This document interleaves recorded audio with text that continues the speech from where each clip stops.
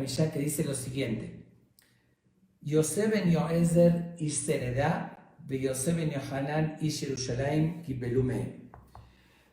Yosef ben Yoezer era uno de los grandes Jamim. Anteriormente decían el lugar donde comenzó su carrera. El primero comenzó en un lugar que pertenecía a la tribu de Efraín, que se llamaba Sereda, y después pasó a Jerusalén.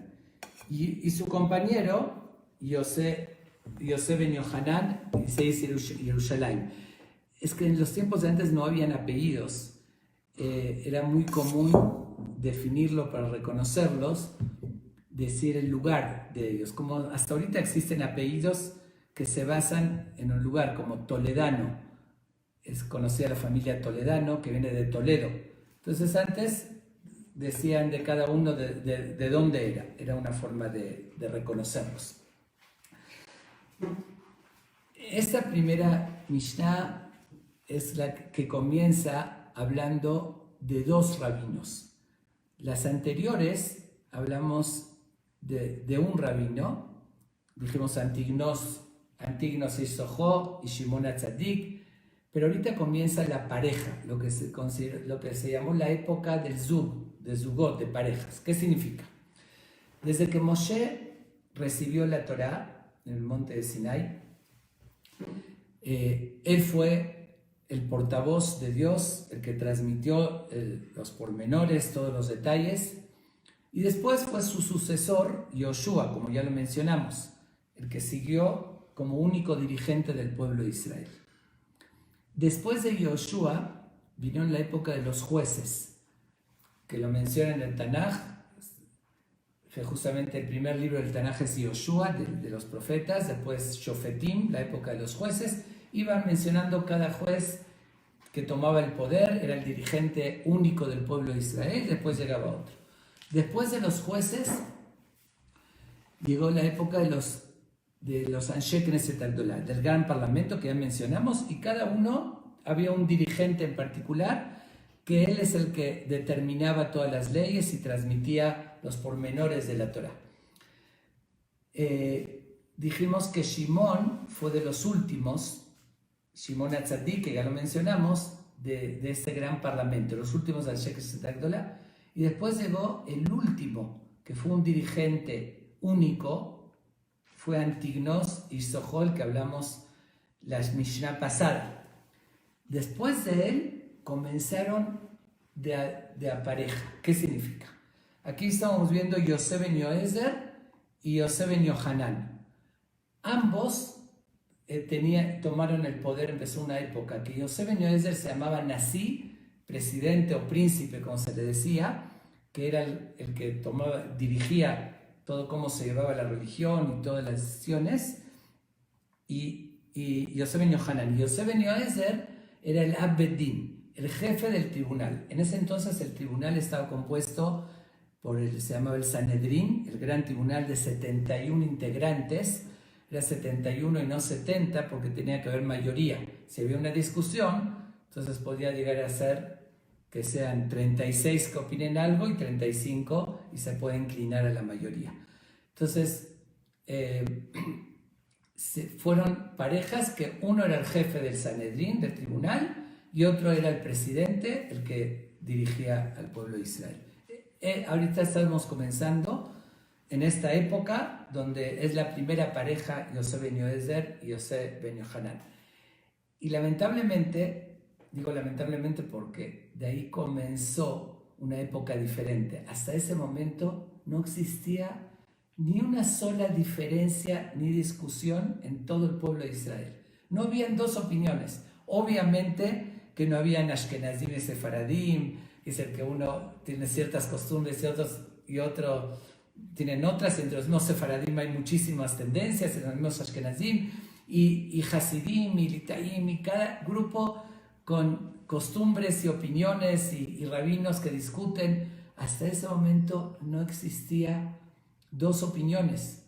El pueblo de Israel tenía un dirigente y era una sola indicación y una sola línea. La primera discusión que existió en el pueblo de Israel fue justamente cuando ya hubo dos dirigentes, porque si hay un solo dirigente, no cabe la discusión, él es el que opina. Cuando hubo dos cabezas, empezaron las discusiones.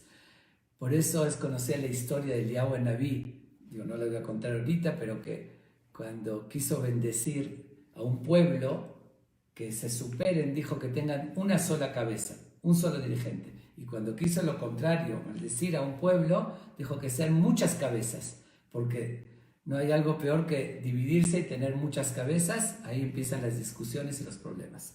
De todos modos, volviendo a ellos, fue la primera discusión que hubo en la historia de la Torá oral, que era un detalle que hoy no es relevante, era cuando estaba el Bet HaMikdash, cuando se va una ofrenda en la fiesta, en Yom Tov.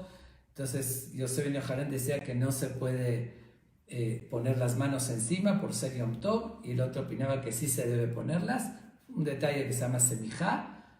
Ahorita, como dije, no es relevante para hoy, pero ya empezaron, se quedaron con la única discusión. Y no era, obviamente que no es algo de fondo.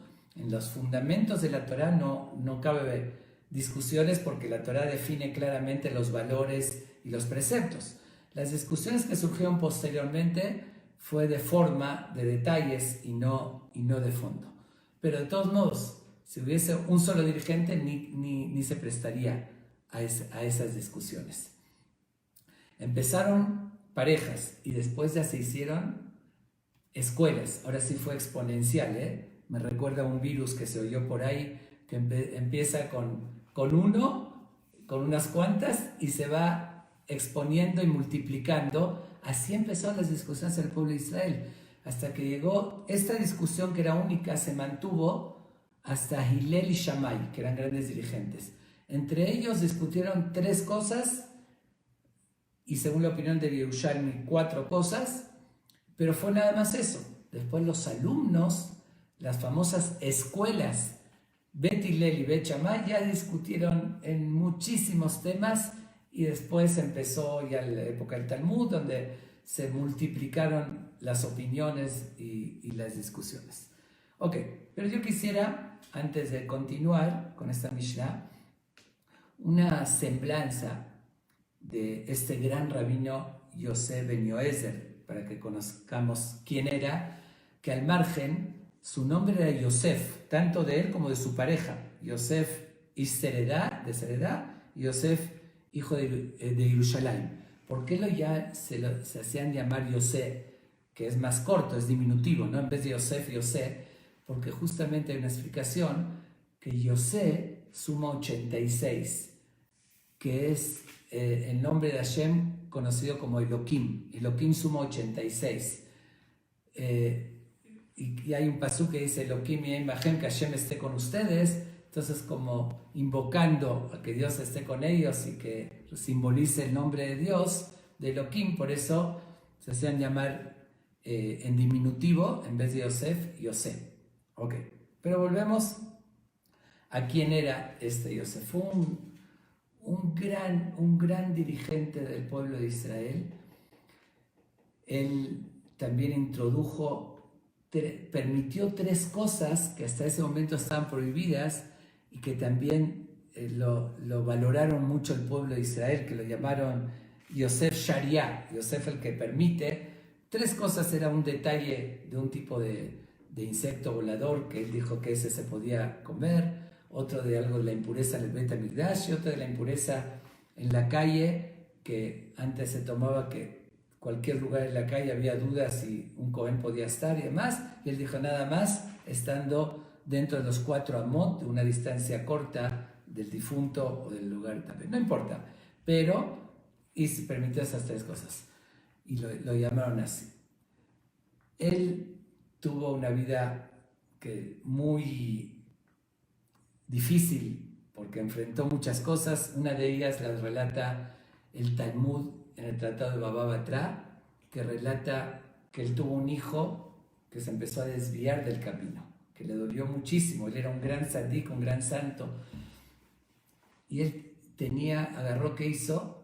Por el enojo con su hijo, toda la fortuna que él tenía, que la pudo poner en un bote de dinarim de oro, de monedas de oro en ese entonces, la llevó al Bet HaMikdash y dijo: toda mi fortuna la dono para el templo, para no heredársela a su hijo. Aunque dijeron los Jamim que lo hizo con una razón, porque estaba enojado con su hijo, pero que no es correcto igual que una persona desherede a su hijo. Y nos relata qué pasó con su hijo. Este hijo después se casó, primero estaba en el mal camino, como que asentó cabeza y ya empezó a enderezarse, por decirlo así, y se casó. Una vez su esposa se acababa de aliviar y va al mercado y le compra un pescado, un pez para su esposa, un pescado. Cuando lo abre su esposa, se encuentra una piedra preciosa, similar a la famosa historia de Yosef Mokir Shabbat, Yosef que respetaba Shabbat, pero es otra historia. Cuando ve esa piedra, era justamente de las piedras que usaba el Cohen en su vestimenta, que era una piedra muy valiosa. Le dijo Yosef: no vayas con el rey, no vayas con el gobierno a venderla, te la van a pagar un poquito.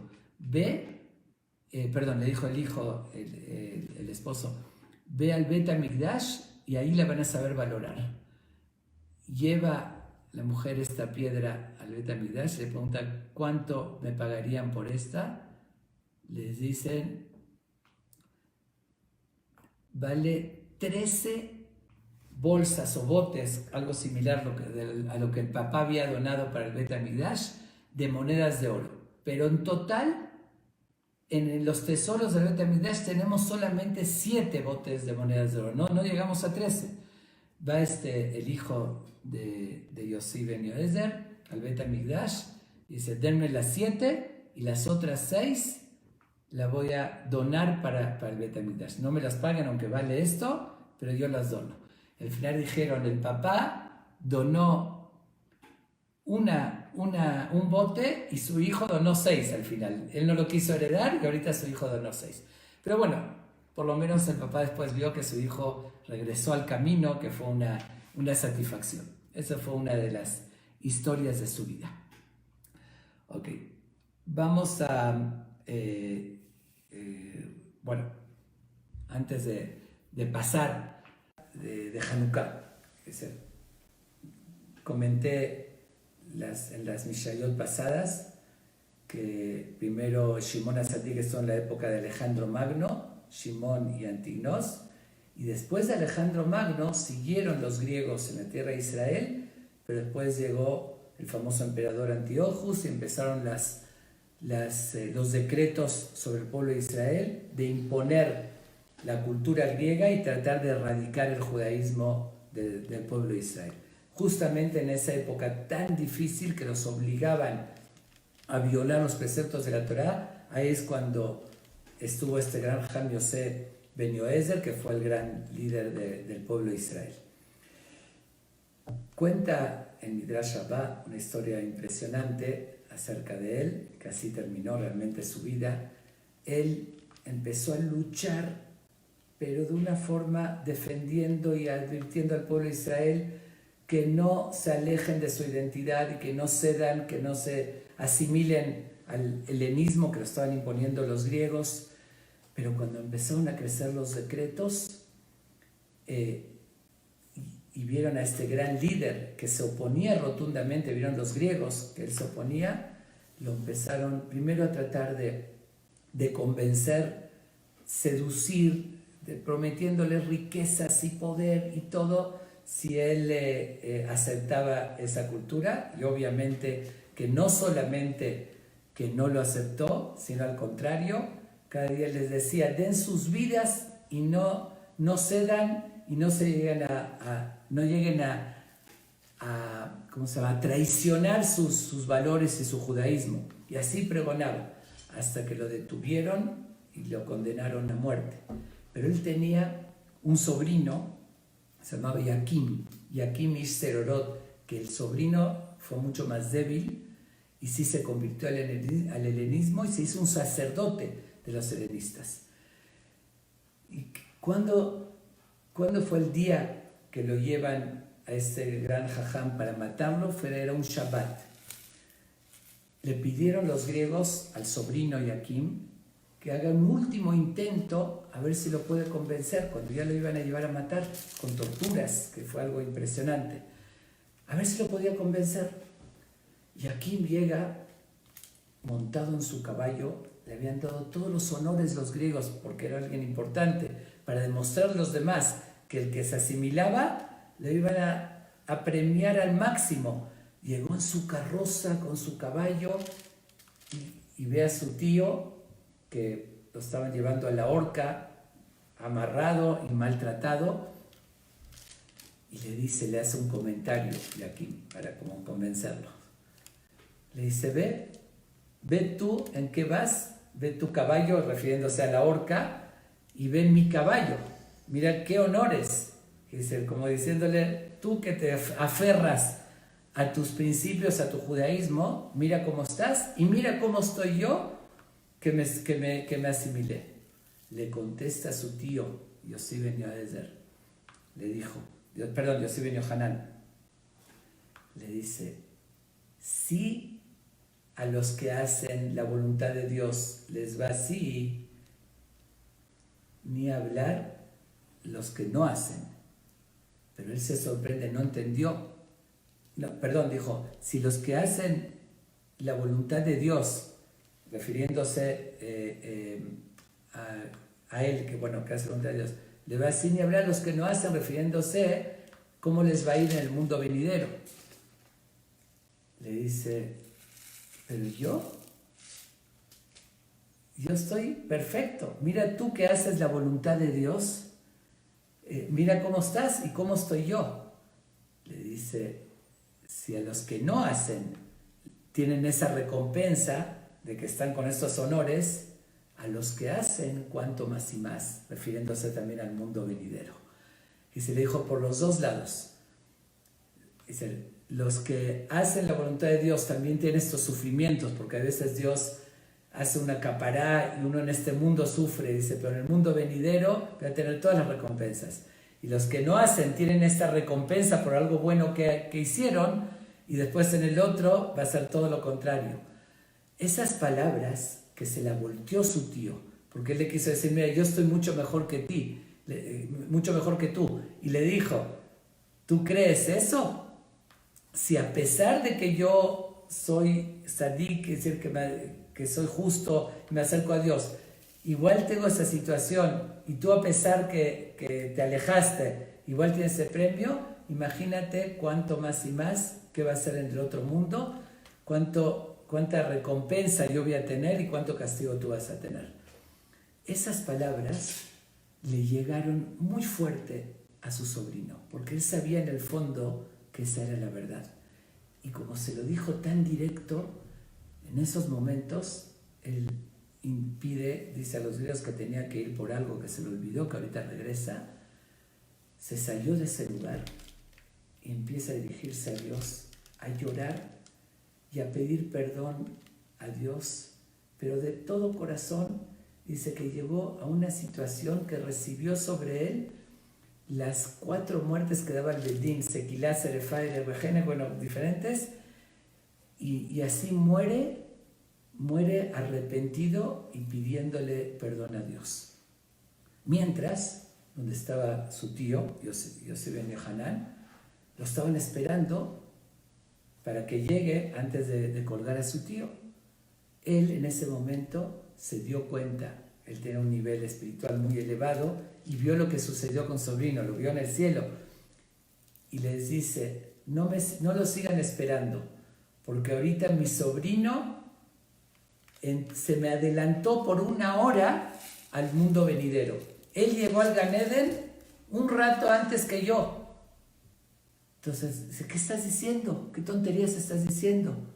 Dice, vayan a ver, lo van a buscar y ven que efectivamente había muerto, y tal como él lo dijo, porque se arrepintió y pidió perdón a Dios. Total, regresan y lo matan con torturas, y dice el Midrash que sale un eco celestial, un eco del cielo, y dice, Yosef ben Yohanan, ese gran Ham, y Joaquim y Serorot, y Joaquim su sobrino, Ambos están en el Gan Eden, se le abrieron las puertas de Gan Eden, que se llegaron al lugar más alto. Ahí es donde dicen también los Jamim, Yesh koneo lamo de shahat. A veces uno adquiere todo su futuro en un momento de arrepentimiento. Al arrepentirse antes de morir, tiene todo garantizado su futuro. Bueno, de todos modos, esta fue una semblanza para que conozcamos quién era este gran Ham.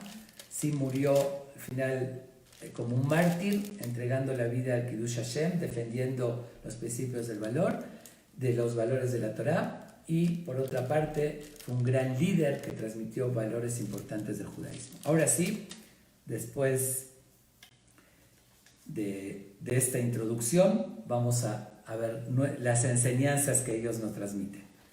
Dice lo siguiente: estos dos Jamim kiblu mehem, recibieron de ellos. Y preguntan qué significa de ellos. El anterior que estudiamos era Antignos y Soho. Era uno solo Ham que fue el líder. Entonces, ¿por qué lo llama de ellos? Y hay diferentes respuestas.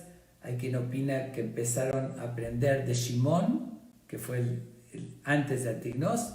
Murió Shimón y siguieron aprendiendo de Antignos, por eso dice de ellos. Pero además de esto, hay otras explicaciones que lo vamos a ver en la siguiente Mishnah. Voy a explicar otra respuesta a esta pregunta.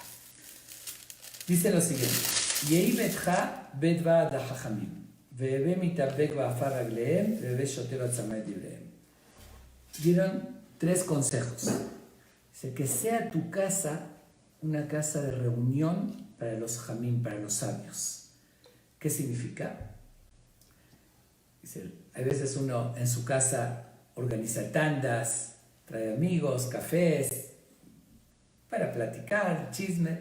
Dice, procura que tu casa, en vez de eso, sea una casa de reunión de grandes sabios donde vas a aprender valores de la Torá. Pero más que indicar de estudiar la Torá, obviamente que es una indicación que ya la mencionamos, ahí lo dice de otra manera, que buscar la forma de, aparte del estudio de la Torá, conocerla de forma informal. Que convivir con los Jamim, cuando se convive, se ve el comportamiento. Dice, más allá también de la enseñanza directa, cuando uno toma una clase y aprende algo de lo que está escrito, hay otro aprendizaje que puede ser más importante. La práctica, la forma de vivir, los valores, la educación, el respeto, eso uno lo ve en vivo, en directo. Y la convivencia, a veces salen cosas del momento, preguntas, ¿cómo actuó en esta situación y demás? Por eso dice que sea tu casa una casa de reunión. Cuando se convives y estás reunido con ellos, se puede aprender, de hecho, más todavía de lo que se aprende de una enseñanza. Y en este concepto de que sea una casa de reunión, lo dice Bedvad, que tu casa sea casa de reunión. Debería decir que sea tu casa de reunión. ¿Por qué dice casa de reunión? Porque aquí está dando 2 opciones. La primera opción es que en tu casa puedas reunir siempre jamim y aprendizaje, o si no, que tu casa sea la casa de reunión de los jamim, que dice el lugar donde se estudia, que ahí esa sea tu casa, que dice que estés buscando constantemente participar ahí y así como vives en tu casa, vivir donde puedas aprender valores y donde puedas aprender la Torá. Realmente, aquí nos indica 3 formas para adquirir el conocimiento y los valores de la Torá. Esas 3 formas, la primera es el celo, la pasión, el deseo de encontrarla, la entrega, la búsqueda, que eso es tener esa voluntad verdadera, tener ese celo por adquirir el conocimiento. Por eso uno busca, voy a invitar a mi casa y que me enseñen, voy a ir a donde se estudia. Esa es la primera condición. La segunda condición, dice,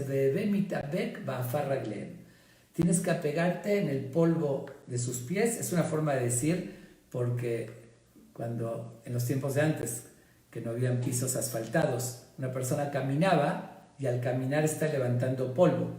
Entonces el que lo sigue atrás está recibiendo ese polvo. Entonces una forma de decir que los tienes que seguir, que dice apegarte a su polvo, que dice es ir detrás de ellos, que eso significa tener humildad.